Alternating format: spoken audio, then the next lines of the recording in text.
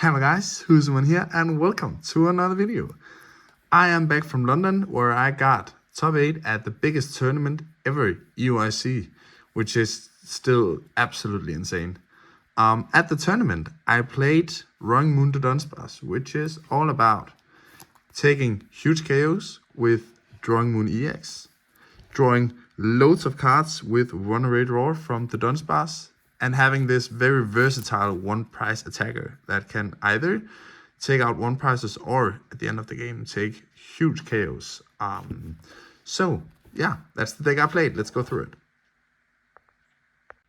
The Pokemon lineup is pretty simple. We play 4 of the Baby Moons, or the Wrong Moon from Temple Forces. Yeah, we need the 4.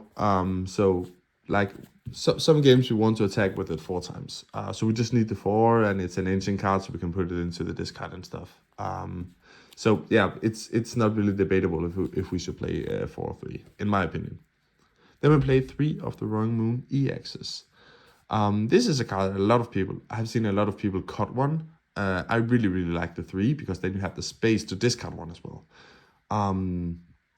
The good thing about cutting one is there's a smaller chance of starting it, which is super horrible to start it. So that would be the only selling point for me to play 2. But I like the 3 as it is right now. I think a lot of people are afraid of using Frenzy Gouging and using the EX in general. If I could trade 2 for 2 with the EX, I'm most of the time doing it because I will just... my deck gets stronger the further we get into the deck, which is not the case for a lot of decks. So that's why I like it this way.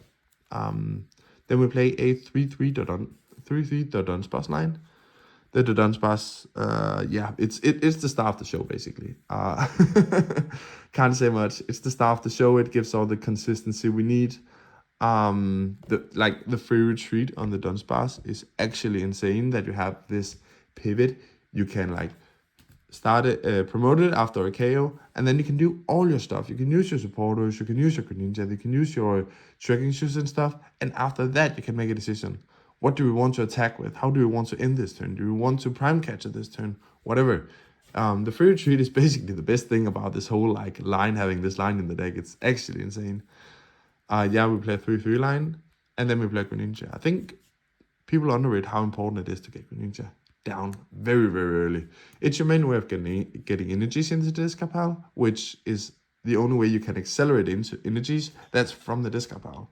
So we really need to get this down quick. It's most of the time it's what I use the first Nestball for. It obviously depends on the hand, but yeah. So as I said, the Pokemon line is fairly simple, and I probably wouldn't change anything. If anything, I would add some Pokemon, but we can take that later. Now to the supporters, which is fairly simple as well, I'd say. We play 4 Explores Guidance. These are nice. These are nice to give that when you have that turn where you need 6 more ancient cards in the discard pile. This one hits. This is the supporter you want to play, but then you also need some of the dark patches and stuff. But this is frustrating to play, right? This is a frustrating card to play. And it's one of the hardest things in the deck deciding what you want to take on it, because you only get 2 out of 6 cards. So most of the time you look at the first 3 and think, I want all of these. And then there's 3 more to come. So that's definitely some tough decisions being made with this. But it's the digging potential that is kind of crazy. And then we have the Foresight's Vitality. It's our main energy acceleration. And we draw 3 cards. So this is the reason why we sit with these huge hands a lot of the game, because we play these Atlas Vitalities. Then we play 1 Boss's Orders and 1 Penny. I think the Penny have been the single most discussed card for people asking questions and stuff. People don't understand why you play this card. Just to name a few, right? Against Arctina, they can't KO, they can't one-shot a big moon with Tool on it, right? So you just pick it up.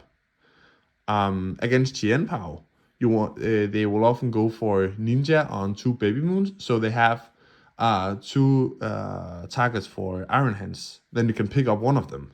There's so many instances where this just makes so much sense. like removing a one pricer from the board, so you're left only with a big moon, stuff like that. It's such a like versatile card, and you don't really get why it's good before you start playing the deck, if that makes sense. So before questioning why this is in the deck, you should definitely try play with it and see how many situations where this is just super good. And now for the items. First off, we play 4 dark patches. As I mentioned before, these are absolute crucial the turns where you explore guidance, but also you can't set up a moon EX in one turn without these. Without these, you can't set a moon up in one turn. And most of the time, we don't put a moon down before we can attack with it. We never do that, basically. Basically, never do that. So these are absolutely crucial. I would never go down to 3, I don't think. Once again, there will be games where you don't need all 4, but like also just hitting them at the right time is just absolutely crucial. Then we play 4 Earthen Vessel. One of the best cards in the deck. First off, it's an ancient card, so it obviously boosts your ancient count in the discard pile, right? But other than that, it helps on discarding other ancient cards, which is what we want, and you get the crucial energies in the early game. This is just such a good card. Don't even think about cutting one. Like, there are cards you can like cut maybe, but this is not one of them. Then we have 4 Nest Balls. It's just consistency. Like, there will be games where you feel like late game you sit with a lot of Nest Balls, especially if you get a lot of value out of your artisans. But I would never go down because it's just so important to hit them early game. It's more about that. It's more about the consistent setup. That's the biggest reason why I play 4. And once again, probably wouldn't cut one of those. Then we play 4 Trekking Shoes. Trekking Shoes have been discussed a lot. And people kind of want to cut them. And I guess I get it because it doesn't give a like immediate effect. There's no situation where I can say, oh, this situation, this were very good. But it just helps you out so much. Like, digging 2 cards deeper is just insane. But like, I don't get when people come text me and be like, oh, I like how consistent the deck is, but I kind of want to cut Trekking Shoes. And then I'm like, why do you think it's consistent? That's because of Trekking Shoes. Like, yeah, I'm probably not. I might be cutting 1 at max, but yeah, but don't cut them like all together. Then we play 2 Ultra Balls. Once again, these helps discarding cards, so that's nice. They find the dunce passes earlier in the game, because later in the game you have so little cards in the deck that they basically just draw himself off of other dunce passes, if that makes sense. But we only play 2 because most of the time we want to play the Nest Balls instead, and there is some not so nice discards we need to do sometimes. So yeah, that's why we only play 2, and I have no plans on going up to 3. Prime Catcher, like I don't even think there's a spec that comes close in this deck. The automatic gust is just insane when you're that like locked down on specific supporters that there are not that many turns where you can bosses orders. Therefore, the automatic gust is just insane. 1 Counter Catcher. People have been questioning this card a lot as well, because they feel like they're not often in a situation where you can use it. But if you know that you have to use this at some point in the game, you have to play towards that. Like, don't go down to the 2 prices, to the 1 price. Make a board with only 1 prices. Make them go down to 2, go down to 1, and then you can counter catcher. That's kind of like the idea. And also against something like Future Hatch, right? You can let them take the first prize with Miraidon. Maybe just sacrifice a dunce boss, and then you open up for counter catcher. Then we play 1 Super Rod, which is not a lot of. It's not a lot of what's it called, recovery. It's not a lot of recovery. And you have to be careful with the resources and what you take back on the Super Rod. If you play it correctly, I don't think you need any more than this. But a lot of people feel like they need another Super Rod or Superior Energy Retrieval and stuff. I don't think so. I don't think you need it. But I guess that's just my opinion about it. I feel like if you play it correct, there will be point. I don't think there was a single point where I was like, I lost because I didn't have a second Super Rod, so therefore you don't need it. Then we have um, 3 artisans, and 4 of the energy booster capsules. Artisan, such a good card. Artisan is like single-handedly making sure that you can keep on recycling the Dunsparces. You can always like the fact that you can the Dunsparce and then just get the Dunsparce down immediately. That's so good. That's so good. And we also need stadiums for Calamity Storm as well. So I think 3 is the perfect number, and I probably, if I should cut one artisan, it would be for another stadium, which I don't see that relevant. I don't think. Temple of Xeno have been up in the air, but we'll get to that later. And then we have 9 energies, 9 dark energies. I think that's the correct number. 8 would be too low, and I don't think you. The only like reason to play the 10th would be having it in the starting hand more often, but playing 9, I think you're doing that to a like fair amount, especially when we play the 4 vessels as well. So I don't think I will be doing anything to the energy count. I think that's like the perfect count. So yeah, this is the deck that I played. This is the list that I played for EUIC at the very least. So yeah. Alright, I have now moved up to the computer because it is time for us to talk about how the tournament went and like the matchups I played against and stuff. So first off, I played against Arctina, which is a very good matchup, I would say. Both because of all the pressure you can put on with the Moon EX, but also trading the Baby Moon with the 2 prices is very good.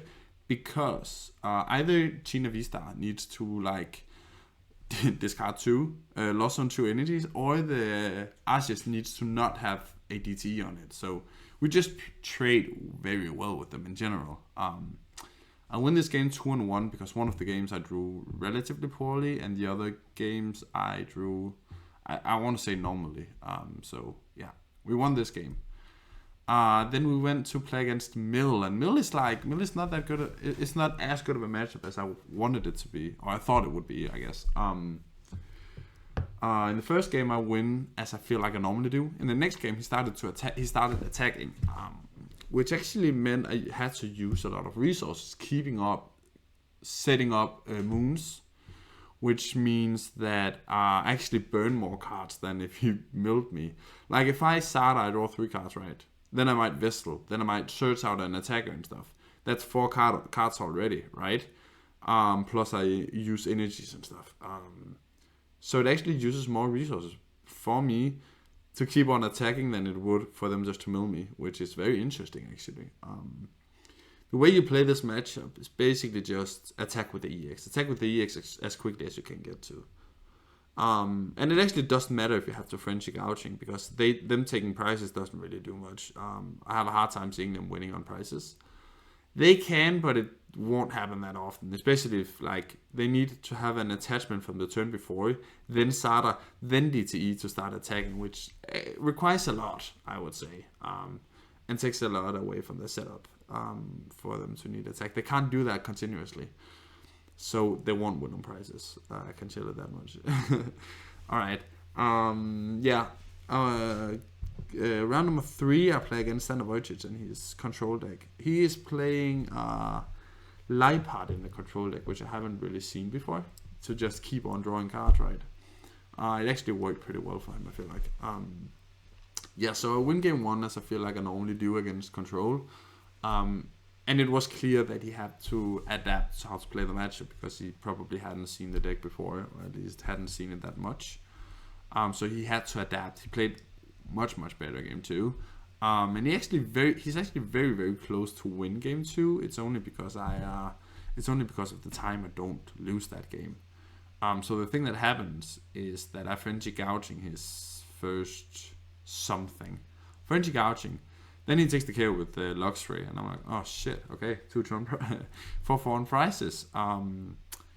Then I just keep attacking, but I have to frenzy a couple of times, which just return KOs, right? Then he's in a situation where because he attacks with the Luxray with a big charm on it, or whatever it's called. So I have to frenzy Gouging again. Yeah, so he gets in a situation where he have a Zard with the big tool on it, the Hero's Cape, right? Which I can only Frenchie, and I don't really want to do that anymore now.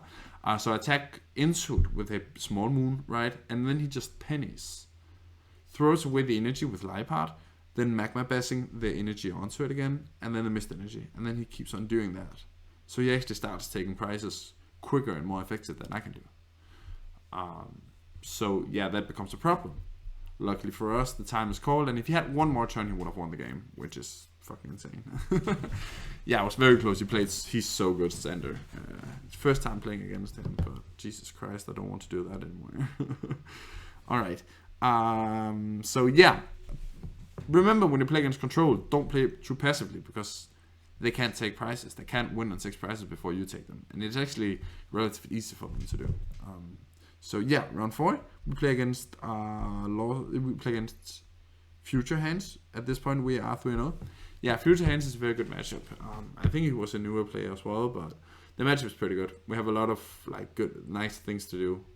If they put down a lot of crowns, which they basically have to do, then we just gust. We just gust the shit out of them. Especially if they take out a Dunsparce with their Miraidon, then we have counter catchers active as well. We just gust the shit out of them.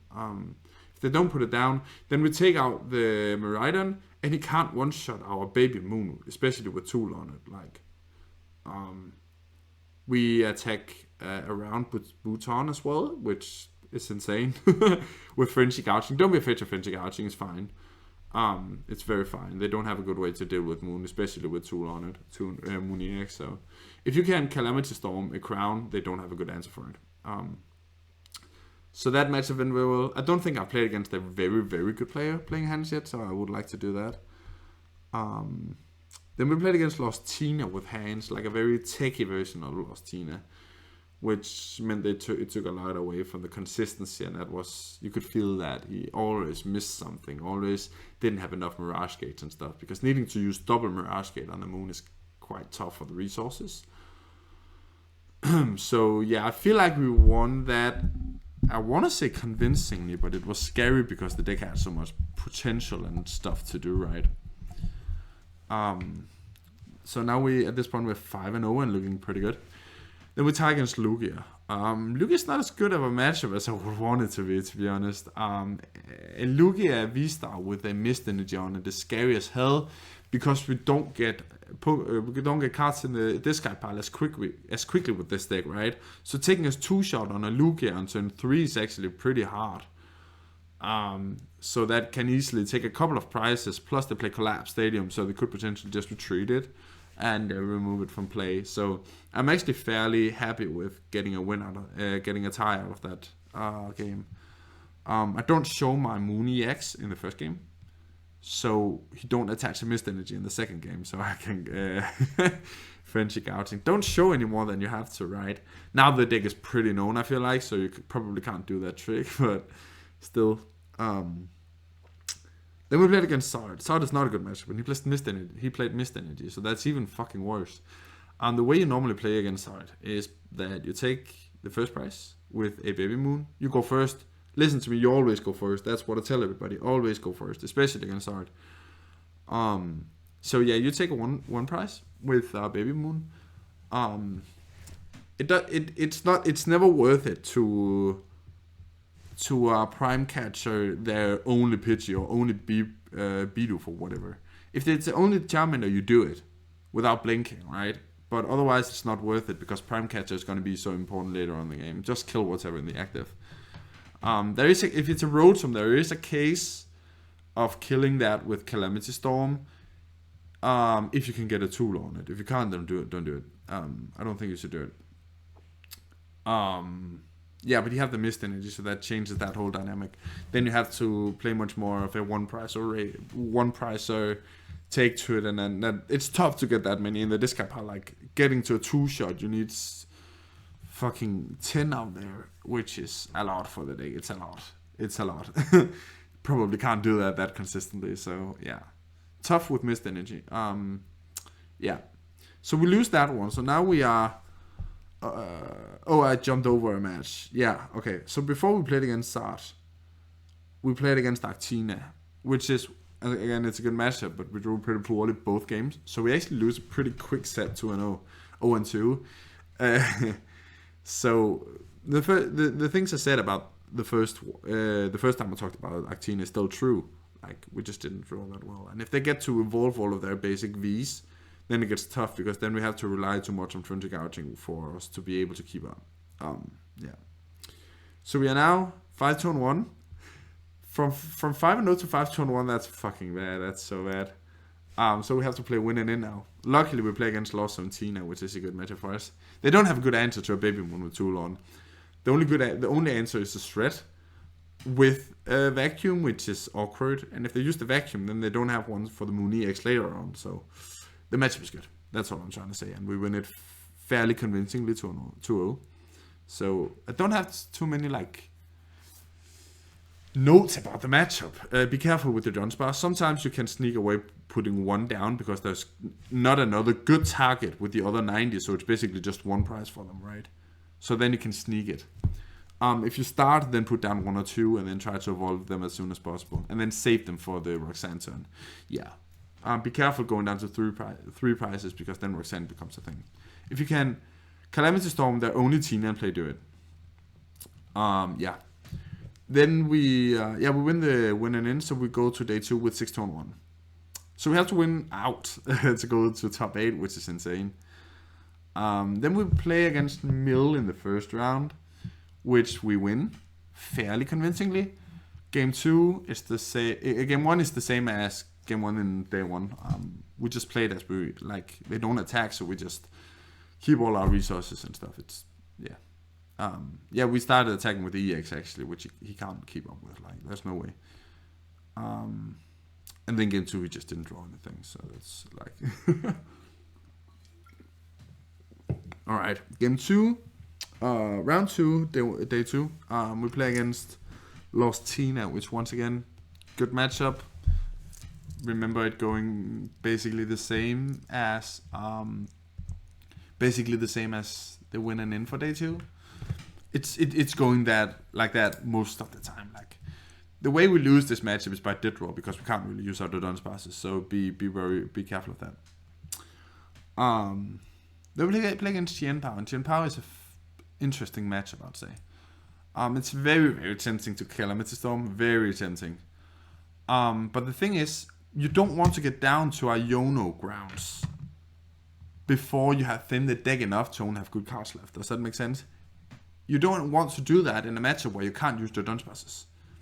Because if you get a Iono down with a deck with a lot of shit in it, like, sorry for the language, but with a lot of shit in it, a lot of bad cards, right? There's not that many outs to get out of it. If you still have 3 artisans and stuff left in the deck, then you're cooked. Like, so don't Calamity Storm. That's my take on it. You Calamity Storm the Iron Hands. You have to do that, otherwise they will probably take 4 prizes with it. So you have to Calamity Storm the Iron Hands. Otherwise, just very quickly get a lot of ancient cards in the discard pile, so you can start 2-shotting the Chien Paos. That's how to play the matchup, and then just set up a shitload of Baby Moons. So when they do Iono you have a lot of attackers. If you don't draw into anything, you can just set up the next attacker. Yeah.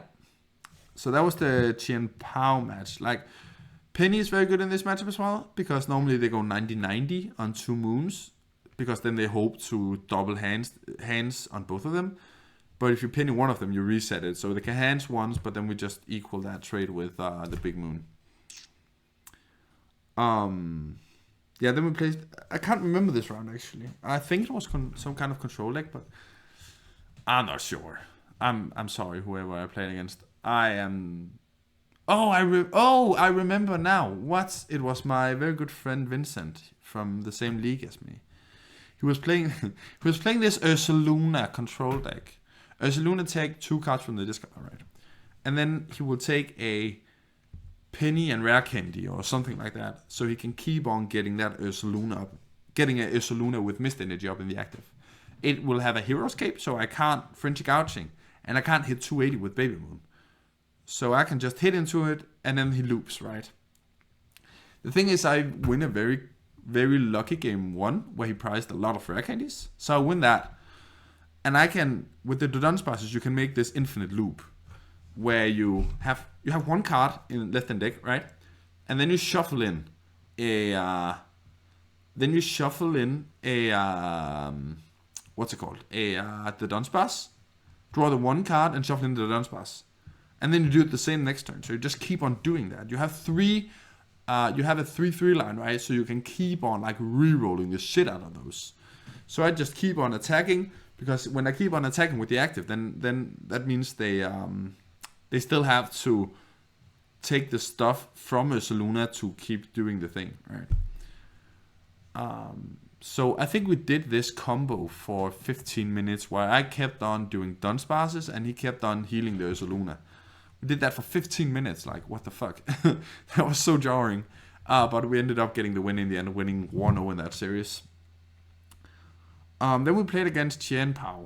Alan from Canada, Alan something with X, I think. Sorry, from Canada.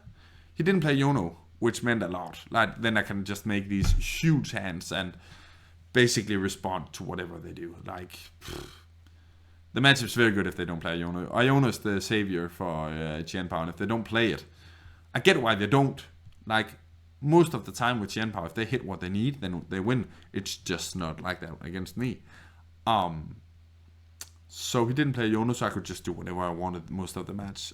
So yeah, I won that. Want to say, it's not that it was easy, but I've won it fairly convincing 2-0, I'd say. And then I played against Gregory, also from Canada, who was playing this Arceus Marouge deck. He got top 32 with, you have probably seen it. That matchup is pretty good as well. If we start, we can have such an aggressive Calamity Storm that it gets tough for them to follow after that. They do have the one prizer in Heatran where they can take a one shot, but we just kill that back with our own one prizer, which they then have a hard time answering to. He did catch me a little bit on the back foot game 1, where he, with Mew, he used Greninja's attack.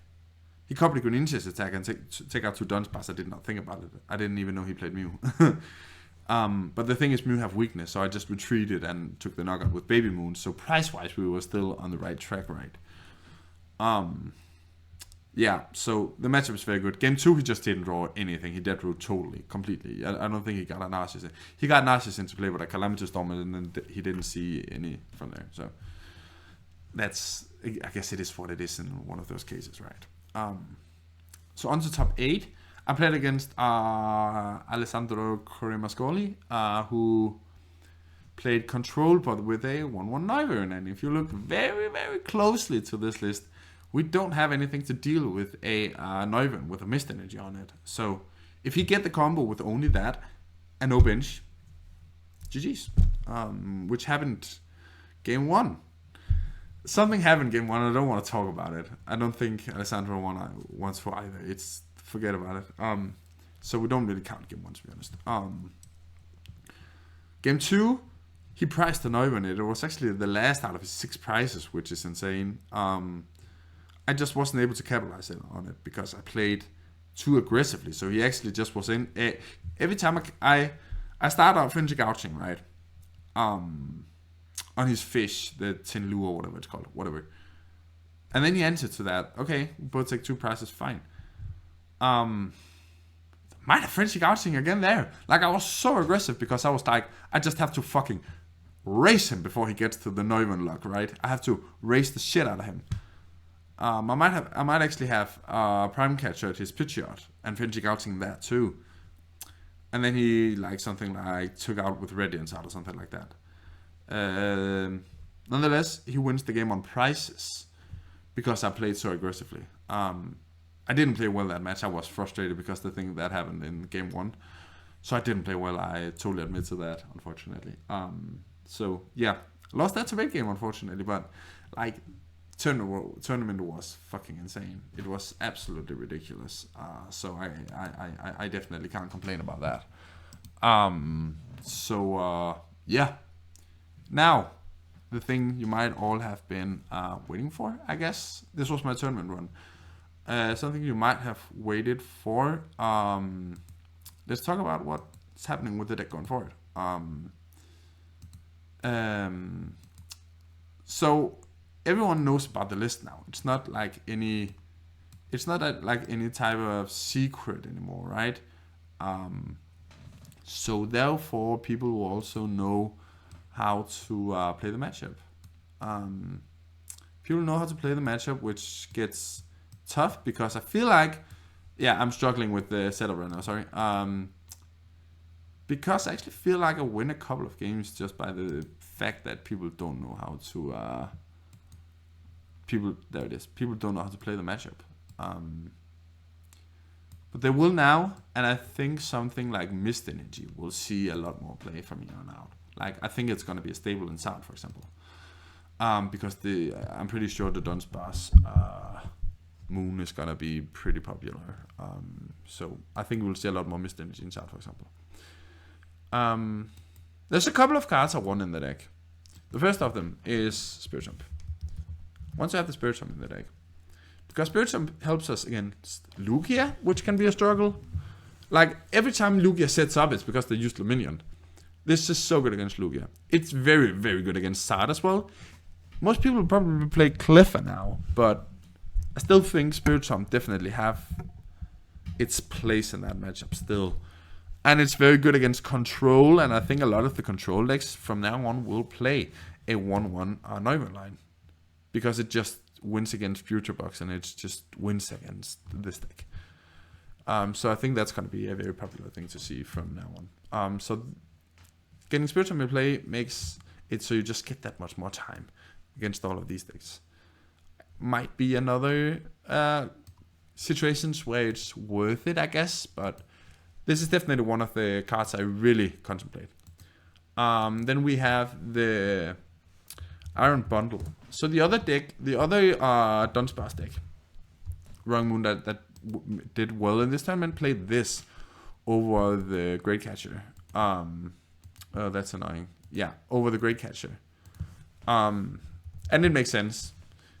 So if you imagine the Mist Energy, right, then basically always have the Mist Energy on the active Pokemon. And if you bundle, either they send up a 1-pricer you take out with the Baby Moon, or they set up a 2-pricer, which you can Calamity Storm or Fence Gouging or whatever. So you just have such a good way to get around the Mist Energy in a different way, right?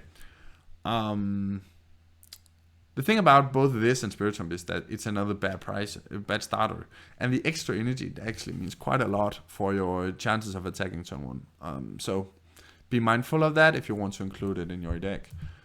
And the last card, I think. Oh, I have 2 more cards. Sorry, Temple of Sinnoh. A lot of people have been talking about Temple of Sinnoh. I don't think that's the correct way to get around stuff. Don't think this is the correct way around it, because Charizard will Iono spam you, and there's no way around that. So you need to hit into this, which seems bad. Against Control, you will have a lot of time. Because they 3-shot a Baby Moon with Tool on it. So you have a lot of turns to draw into this. So this might be a very good solution against the Neuven problem.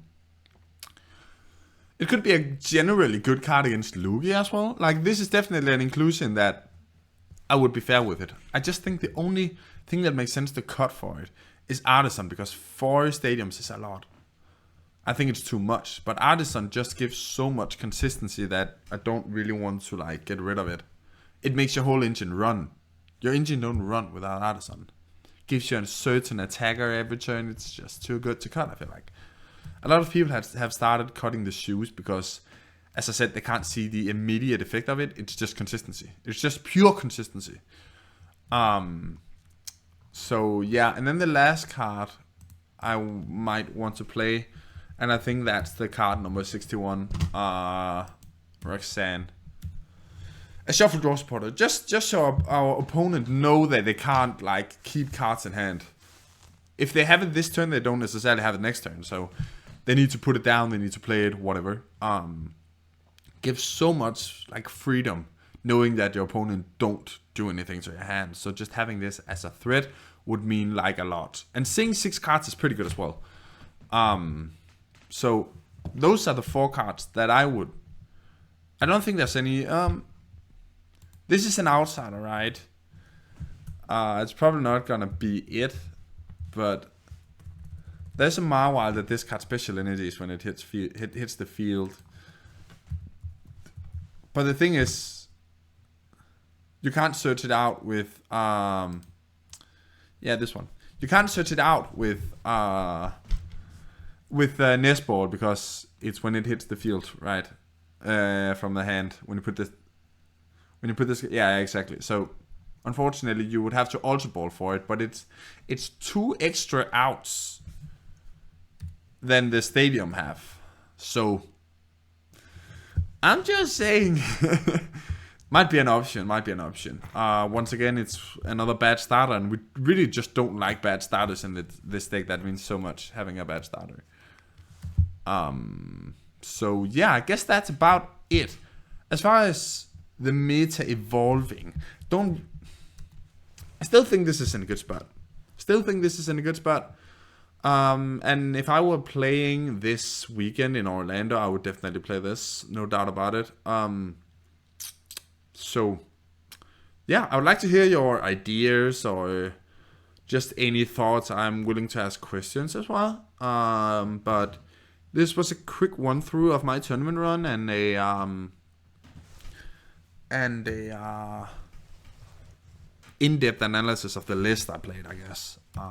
Yeah. Remember to go follow my Twitch. It's also Husamon. I am streaming. I'm trying to stream more over there.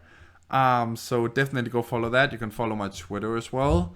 There I will make updates about league challenges I go to, league cups and so on. So go follow there if you want. Still Husamon. Yeah, and don't forget to leave a like and a subscribe here on YouTube. That would be gladly appreciated. Haven't uploaded in a long time, but I definitely plan on keep on doing it because I really enjoyed it. So yeah, thank you so much for watching. I really appreciate that. This has been Husamon. See ya.